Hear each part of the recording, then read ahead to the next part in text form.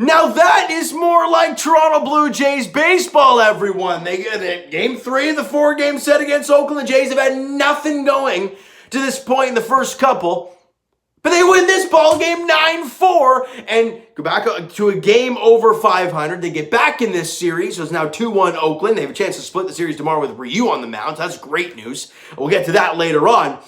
Coming into this game, though, before the game even starts, we get the news. George Springer, 10-day IL. And we're thinking, are we surprised? No. If you guys listen to the Blue Jay Center podcast, or the Blue Jay Center Instagram lives after each and every game, by the way, they're live right now, so you guys will see it after they're done on the live. But go check it out on the Instagram page, the Blue Jay Center live. They'll be talking about this game tonight, so go check that out on Blue Jay Center. What we've talked about is we said, look, the guy's clearly injured. They're saying fatigue and a rest stay and all this stuff to kind of block out the fact that an IL stay was the way to go. So what did they do? They put him on the IL, and I'm like, good. I say that because he's clearly not healthy. He's clearly not ready to come back. Did they rush him? I don't know. Did he look ready, feel ready, and everything felt great, and then he went out there and played and was like, no, not ready. I don't know. But all I know is that from our eyes, from our pairs of eyes, he was not healthy out there, and he needed to go back in the IL. And I've said it many times, and I will say it again. He should be on the IL until he's 100%, maybe even 150% ready to come back. And if that means him being out till like mid-June, fine. I don't care. We want him back healthy. I don't need some bring him back early, re-injure himself, be out longer type injury. I don't want that nonsense. I want Springer back when he's 100%. But enough of that stuff. Let's get to this ball game, all right? Top of the first inning. Right, the Blue Jays get 4 consecutive hits, and I'm like, they had more hits in that first inning than they did the entire game yesterday. Teoscar Hernandez, an RBI single scoring Bo Bichette early in the game. Great stuff there. And Randall Grichuk follows up with an RBI single. Vladdy comes across to score. And the Jays are up 2-0 before Robbie Ray even touches the mound. Great stuff there. Ramon Laureano goes out there in the bottom half of the first inning, however, and hits a solo shot and cutting the lead in half. It's now a 2-1 Jays lead. Bottom half of the fourth inning, Matt Chapman hits an absolute laser beam to left center field, and it's gone. So we're tied at 2 now. Great.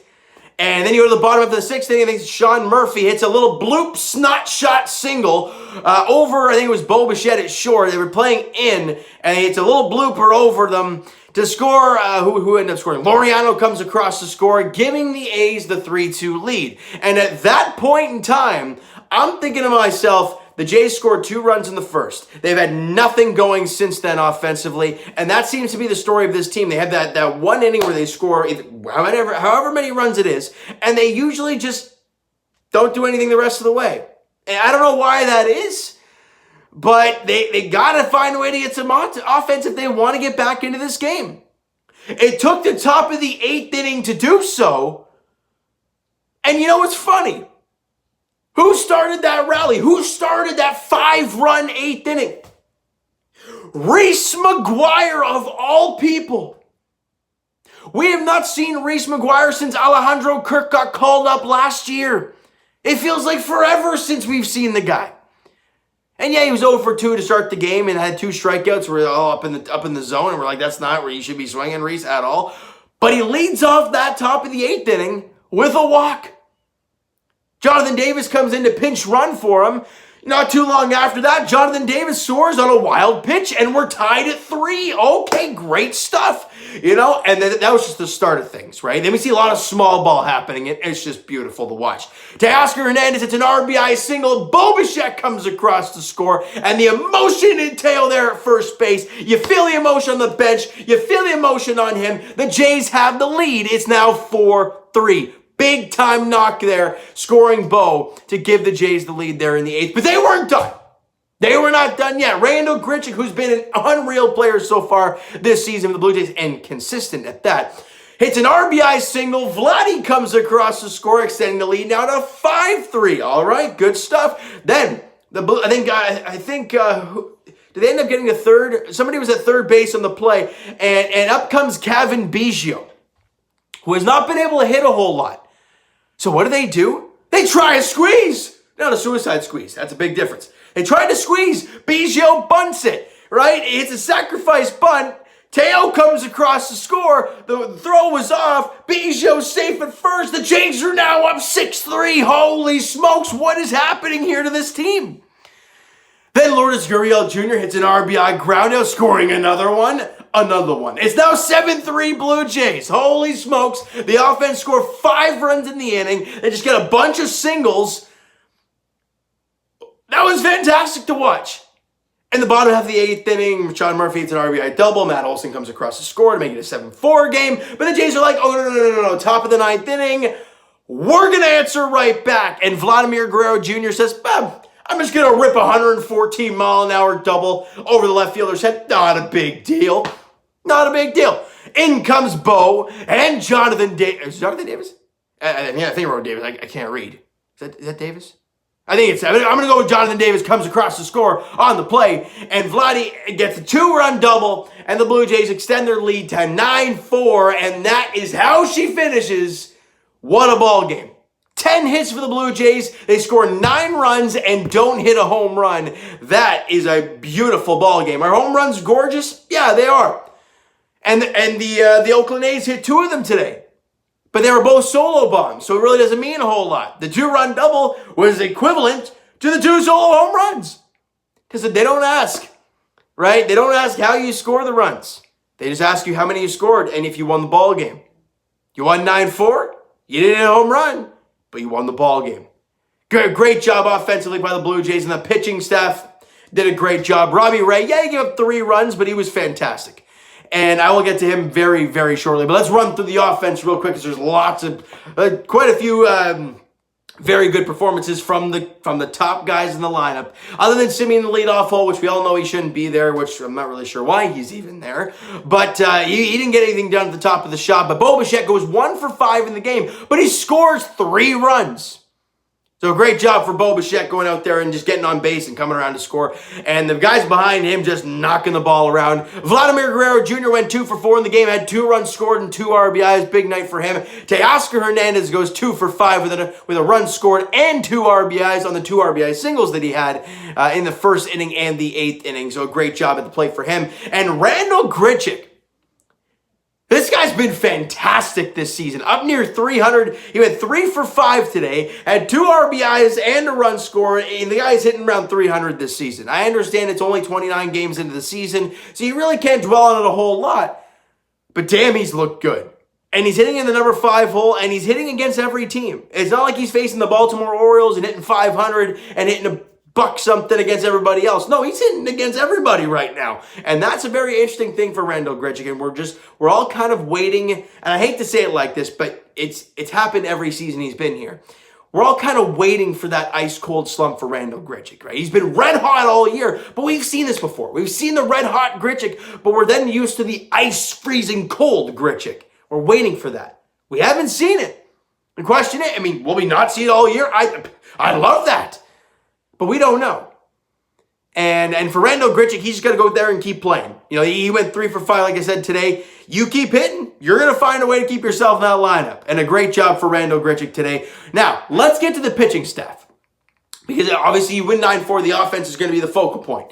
But let's talk about the pitching staff. Robbie Ray started the ball game, and he went 6 innings, allowed 6 hits, 3 runs. That's a quality start in my opinion. And listen to this again. 9 strikeouts over 6 innings. And for the 3rd consecutive game, 3rd, he has not walked a batter. Last year, he led the big leagues in walks. Not just the American League, not just the entire big leagues. He led the league in walks. And we saw that a little bit when he came over here. We saw that in that game against Kansas City where he walked 6 guys in the one game. Somehow didn't allow a run that game, but he walked 6. But his last 3, he has not walked a single batter.